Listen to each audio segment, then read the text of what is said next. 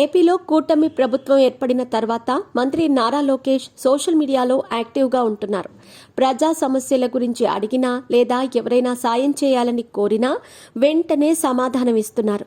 ఇప్పటికే అనేక సమస్యలను సోషల్ మీడియా ద్వారా పరిష్కరించిన లోకేష్ తాజాగా మరో పోస్టుకు బదులిచ్చారు.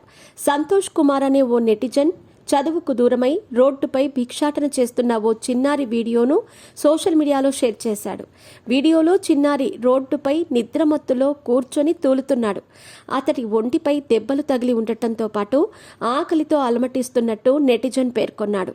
ఆ చిన్నారి కర్నూలు సిటీలోని డ్రెస్ సర్కిల్ వద్ద ఉన్నాడని, ఎలాగైనా కాపాడి అతడిని ఆదుకోవాలని కోరాడు. తన పోస్టును మంత్రి లోకేష్కు ట్యాగ్ చేయగా వెంటనే స్పందించాడు.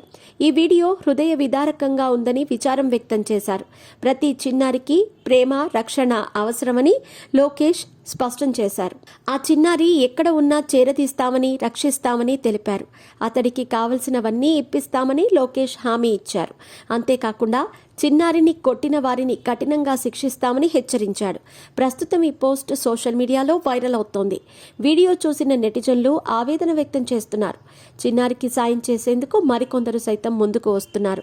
లోకేష్ వెంటనే స్పందించడంతో ఆయనపై ప్రశంసలు కురిపిస్తూ కృతజ్ఞతలు తెలుపుతున్నారు.